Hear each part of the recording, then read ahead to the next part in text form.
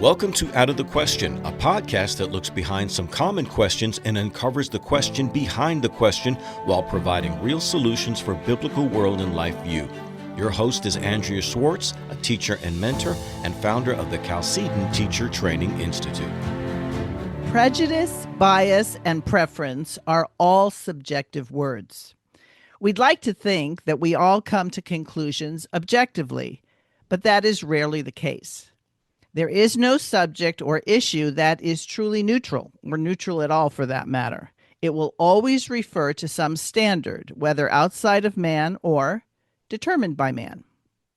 Once when I was called for jury duty in a civil case, while being questioned, I revealed that the matter before the court was similar to a current suit that my husband was involved with. Even though I felt I could be objective, the plaintiff's attorney was eager for me to be dismissed. The subject of abuse is a volatile one, and most have some opinion on the subject. If you or someone you know has been on the receiving end, most likely your perspective is colored by the experience. It would be difficult for it not to be.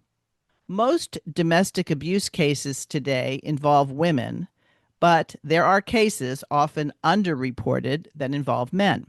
For a long time, I have wanted to delve into this subject on the podcast, but I wanted to talk with someone whose experience included both sides of the issue. In the process, I came across Sally Owen. Sally describes herself as someone severely abused as a child and a victim of domestic violence again as an adult. At one point, she lived in a domestic violence shelter and subsequently took victims of domestic violence into her own home. One might say that Sally's bias would be on the side of women. However, I had the opportunity to read her short book entitled Men, Guilty Until Proven Innocent. I felt her perspective is noteworthy and timely as well. Sally is degreed in social work and has worked in that field, but as a result of that, she saw the need to remedy an out-of-control legal system that is far from being just. She then became a licensed attorney in order to take its stab at correcting a very flawed system. Thanks for joining me today, Sally. Well, I'm happy to be here. Thank you for having me. You're welcome. I would say the major theme of your book and the work you have done centers around justice. Not justice for some, but justice for all. Correct. Give a bit of background, if you will, as how you came to the conclusion that men are often permanent victims of the court system. Well, having been a victim of domestic violence and having been in domestic violence court in Pennsylvania, I managed to sit through a number of cases where men were being accused of domestic violence. And in listening to the case being presented to the judge and the resulting opinion of the judge, I couldn't believe it. How could anyone call this justice when a woman was going to court, making her accusations with no proof, no evidence, nothing but her word, and this man being labeled for life as an abuser? It didn't make sense to me. That's interesting because I started off talking about bias. You weren't of the ilk that women never lie. No. Well, as women, we both know we've encountered situations where women lie. How did we get to a point where the justice system, the family court system, because I think this is the jurisdiction it falls under, a civil matter, got to the point where whatever a woman said was sufficient? Well, in Pennsylvania and in many states, the judges are elected. That is where I have seen the problem in civil court, in domestic violence court. I have talked to judges who were friends of mine, and I have asked them, how could you rule in favor of the woman when it was almost obvious that she was lying? And they said, well, if I ruled in his favor and I didn't issue the protection order, and then he went back and killed her, that would be the end of my career as a judge, because I didn't give her that protection order, and he went back and killed her or seriously hurt her. Okay, so this is about your career, not about justice. Okay, talk a little bit about the whole, because a major thrust of your book is about the protective order and how very often when this is presented as an option or will you take this, that people take it without realizing that it will be a lifelong stigma. Yes, a protection from abuse order in Pennsylvania, they call it a PFA, is issued. The man agrees to stay away from the woman, not go to the house, not have any contact with her. Now, I have to, as a side note, say it doesn't say she can't contact him or harass him. It just says he has to have no contact with her. And he's upset. He says, no, I don't want any contact with her. Yes, I'll sign this. I agree to stay away from her, leave her alone, and have no contact with her. Not realizing that once that protection order is issued, he can no longer own a weapon. He can no longer work in healthcare. He can't work with kids. He can't work with the elderly. He is labeled for life as being an abuser when he thinks all he is doing is agreeing to leave her alone and stay away from her. Now, the interesting part of what I read in your book, this isn't just about spouses. This can be a boyfriend and a girlfriend who either live together or frequently connect with each other intimately. And if she's a woman scorned, if he decides he doesn't want to get married, or he decides that he doesn't want her to live there anymore or have a key to his house, that the same procedure can take place. Yes, and it does not apply equally to men and women. What do you mean by that? Well, I sat through one PFA hearing where the man still had stitches in his head where his wife had attacked him with a cast iron skillet and split his head open. He had a skull fracture and 8 stitches in his forehead, and he wanted to have a protection order against her. And the judge looked at him and said, look at you. You're what, 6'6"? He said, yes, ma'am. And you weigh about 250 pounds? Yes. And she's about 5'4", and you're telling me you couldn't protect yourself from her? And he said, Your Honor, if I had, I would be in jail. I would be charged with domestic violence for trying to protect myself. And she said, well, this is ridiculous. I'm not giving you a protection order.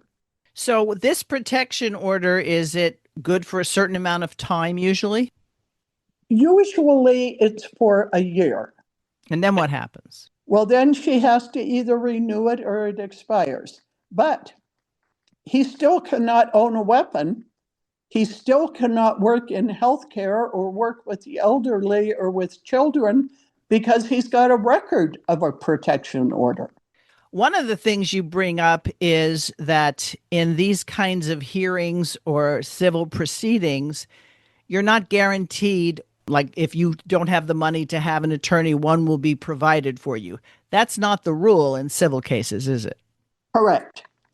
You are not entitled to a jury trial. You are not entitled to an attorney, except I have to add, recently, within the last couple of years, the state of Nevada had a ruling that in domestic violence trials, the man does have a right to a jury trial if he wants. I see. So in a lot of other places, that's not the case. It's solely at the discretion of the judge. Correct. And it's not even discretion of the judge.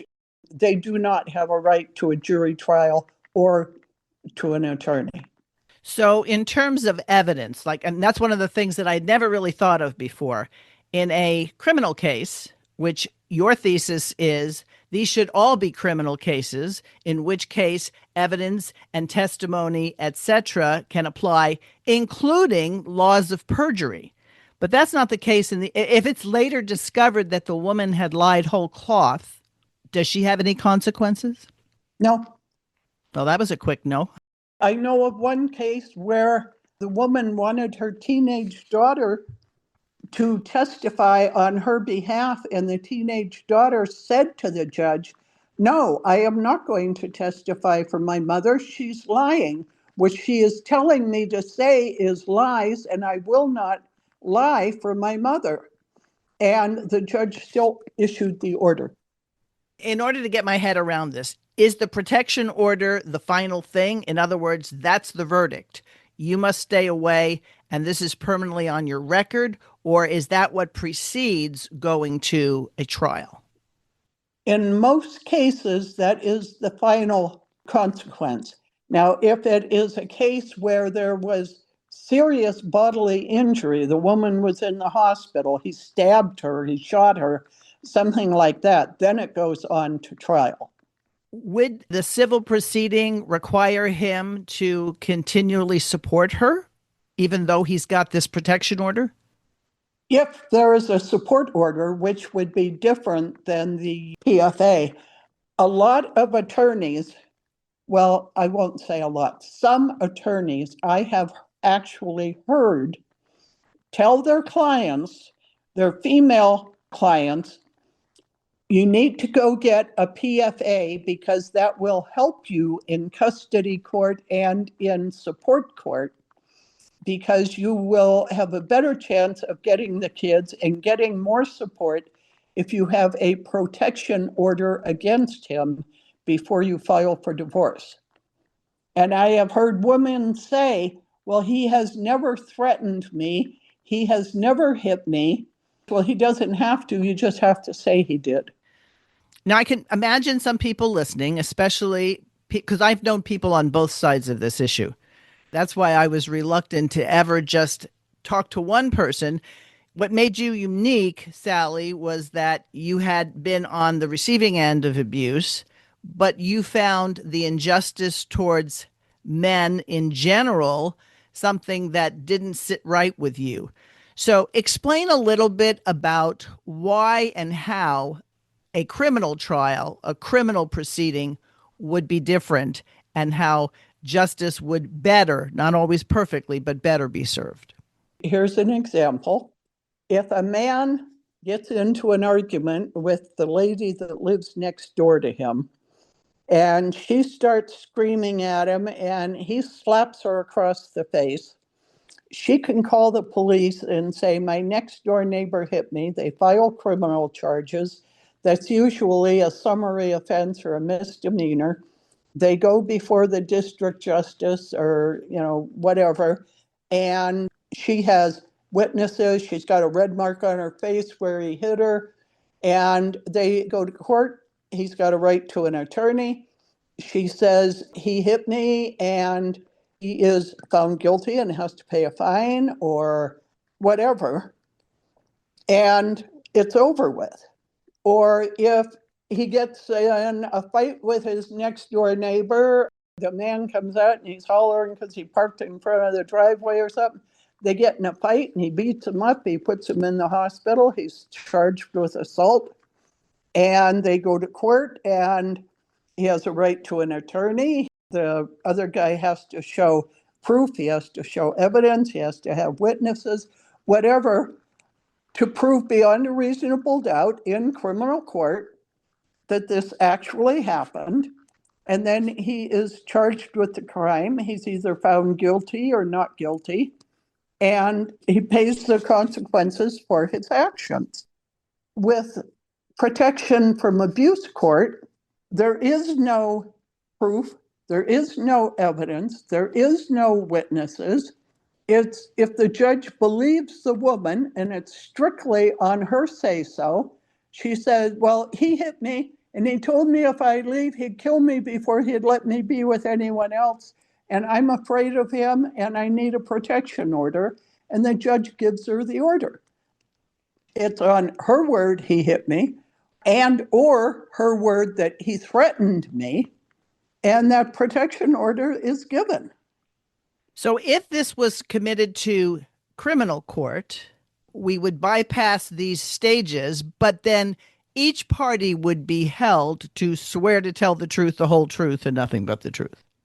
Yes, in domestic violence court, the woman is sworn to tell the truth, the whole truth, and nothing but the truth, but there is no penalty for not telling the truth. It's still perjury, but they're never prosecuted for it. I see. Do men ever get protective orders against women? Yes, but it is extremely rare.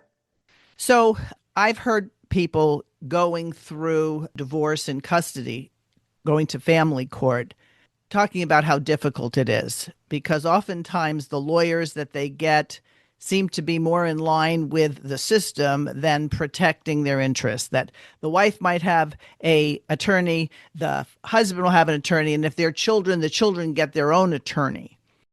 Is this a system that just perpetuates itself in family court as well as domestic violence court? Yes, but they're usually kept pretty much separate. Once the woman has the protection order, then that can be entered into evidence in family court. You know, she has a protection order against him. So we're asking that any visitation with the children be done at the police station or at family services, that she wants no contact with him. So this all has to be done through a third party. Sometimes the man can still have unsupervised visitation with the kids, depending on the situation.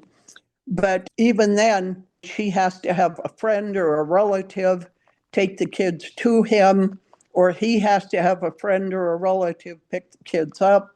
They don't have any communication involving the kids. Most of the time, he is kicked out of the residence if they're married, because she gets to keep the house and keep the kids, where if they had just split up without it going to domestic violence court, then whoever left would be the one that left. For example, if they're married and she wants a divorce and he says, well, if you want to leave, leave, I'm not leaving. I have known of cases where she has said, oh, yes, you are. And she went down, got the protection order, and he had to leave. Even though there was no violence involved, that was her way of getting to keep the house. Have there ever been or currently measures to try to rectify this imbalance? Not that I'm aware of. And again, do you think that goes back to elected judges want to get elected again? Their future career depends on not having things that go against the cultural norm? That is a big part of it, but there's also a public opinion, like I believe it's a federal Violence Against Women Act, where the federal government decided that they needed laws to protect women from violence, that I think it should be Violence Against People Act. It should be an act to protect people from violence, not necessarily women, not necessarily children, not necessarily men, but violence against people. I mean, Right.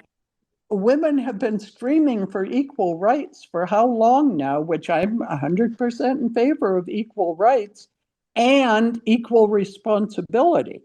If women want equal rights, we should all have to sign up for the draft. We want equal pay, we should do equal work. There's just so many things. I was a certified welder. I pulled my part in life. I am definitely in favor of equal rights and equal responsibility. I mentioned I was a victim of domestic violence.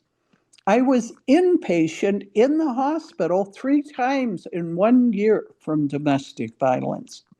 I'm not talking about an occasional slap across the face. I'm talking about inpatient in the hospital. So I am very familiar with domestic violence. And I am very much against domestic violence. I think that anyone who is being violent and attacking someone and causing physical harm should be arrested and go to court for it, not as domestic violence, but as assault and battery and breaking the law. Not the law for violence against women, but the law against violence. Have you been accused by people that you're a turncoat? After all, you experienced domestic violence. Why are you apparently siding with the other side? I am siding with justice, not the other side. I do not think that men should be beating up on women. I do not think women should be beating up on men. I just think that everyone should be held to the same standards and the same laws. And it should not matter if a man beat up his partner or beat up the guy next door or the clerk in the grocery store. If they're committing violent acts, they should be held to the same standard no matter who the acts are against. And that would be justice. That would be justice.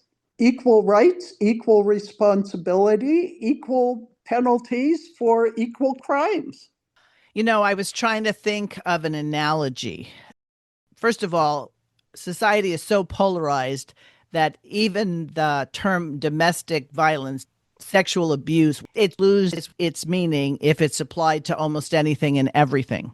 But it also implies with this protective order ramification that people can't change. So even if a person was violent at age 20 through many things, maturity, conversion, lots of different things, that person could change. But it would be like somebody was a reckless driver when he was 20, and so his license was revoked forever, that he never could drive again. Reckless driving can produce injury. Reckless driving can produce death. But this whole idea places our lives, you might say, in the hands of either elected or appointed officials with not necessarily a standard that exists outside of them. Would you agree to that, that that's really what we're looking at? Yes, definitely. And not just the fact that they can change and they can grow up or they can get counseling and that they could become responsible law-abiding citizens. They may have been responsible law-abiding citizens all along and just had someone telling lies about them. I teach and study biblical law. The penalty for perjury in scripture is if I say you murdered John and it turned out you didn't murder John and I knew you didn't murder John, whatever penalty you would receive then would come to me. That's how seriously perjury was taken in a judicial system, because if perjury is allowed and it's not checked, then you really don't have justice. Right. One of the takeaways I got, because in your short book, you cite different examples, and a lot of them are personal experiences, whether you were helping someone or you witnessed something.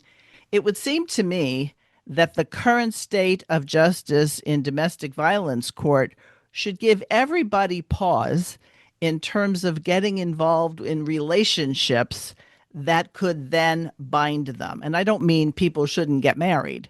I mean that live-in girlfriends, live-in boyfriends, if there's no commitment, if there's nothing at stake, then it may seem like we're free and we can go do what we want, but she's got this power that most men probably don't realize. Exactly. I agree with that 100%. Any type of relationship, you're leaving yourself open for that. And she might seem like the nicest person in the world as long as things are going her way. But then you decide you want out of the relationship, or she wants out and you don't, or whatever. All she has to do is say, well, I'm afraid of him. He threatened me. He hit me and said that if I ever left him, he'd kill me. And you get the protective order.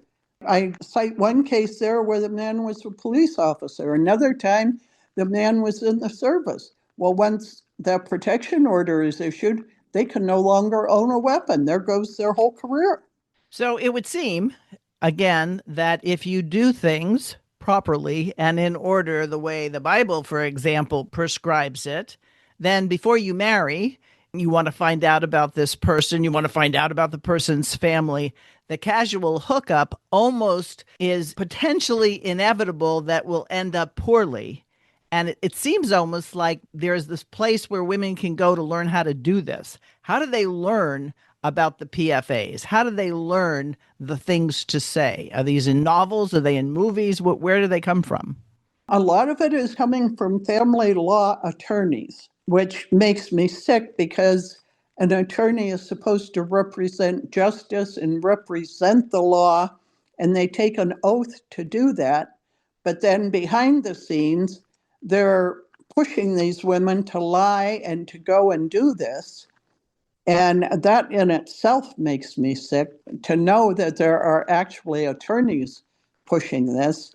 And then there's women's groups, any of the women's rights activists, any place where women are going for these equal rights seminars, these places where women supporting women, there's almost always the people pushing the domestic violence scenario where, well, you do know if he threatened you or if he hit you. Well, no, he didn't. Well, you know, if you go to domestic violence court, they take your word for it, whether he did or not. You cite one case where the man and woman were not married. He owned the house. She got a protective order. He wasn't allowed to go back to his own house, and she was able to move somebody else in. Yes, that is very common. And then, of course, if he owns the house, he can sell the house, or if he was renting, he can get his name off the lease.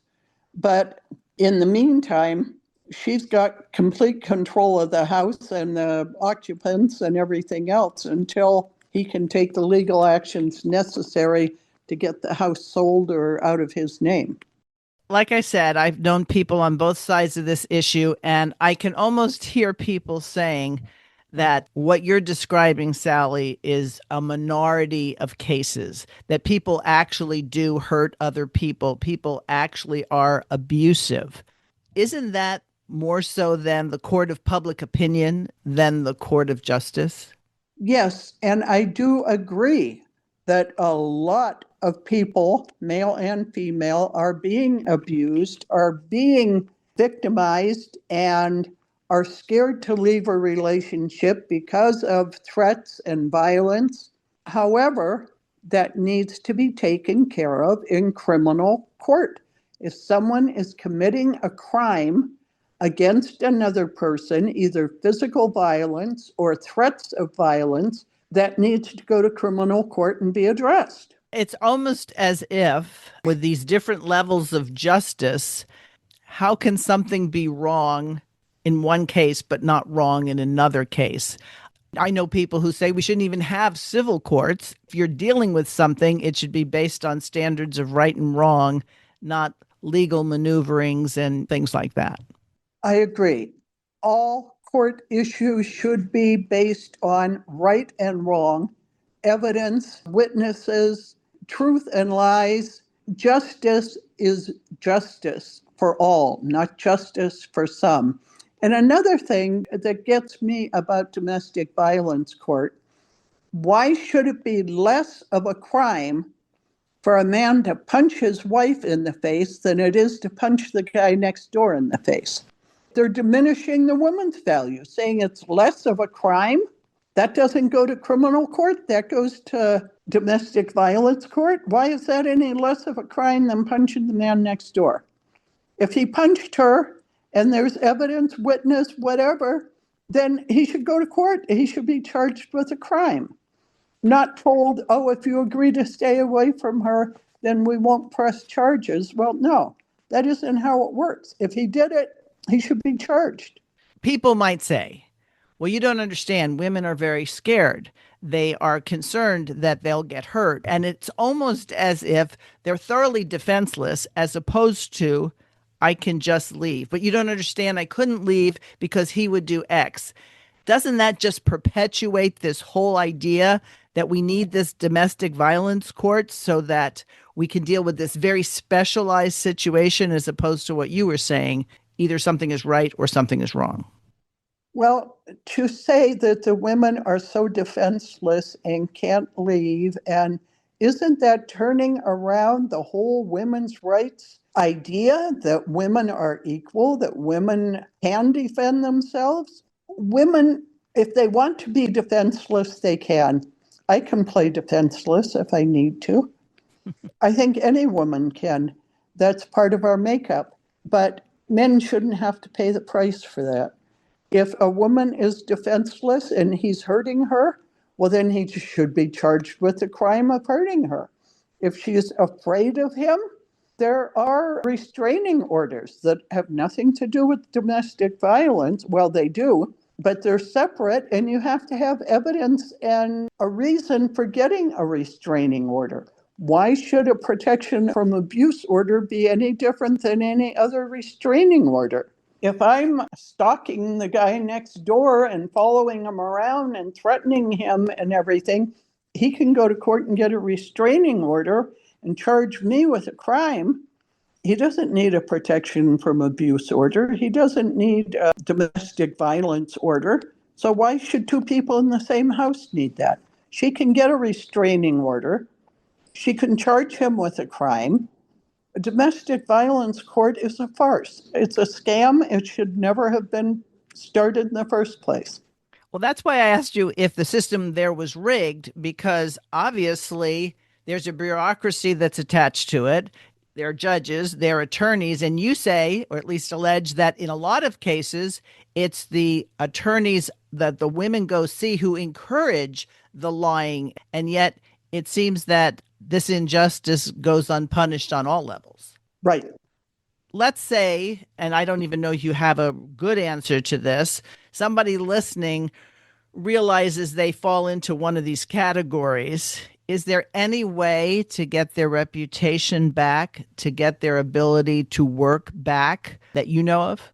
I am not sure about that. Not that I know of, but I know that people have gone to the governor of their state and had previous convictions commuted or overturned so that they could get their life together if they had gone a certain amount of time without committing a crime and so forth, that they could get previous convictions pardoned.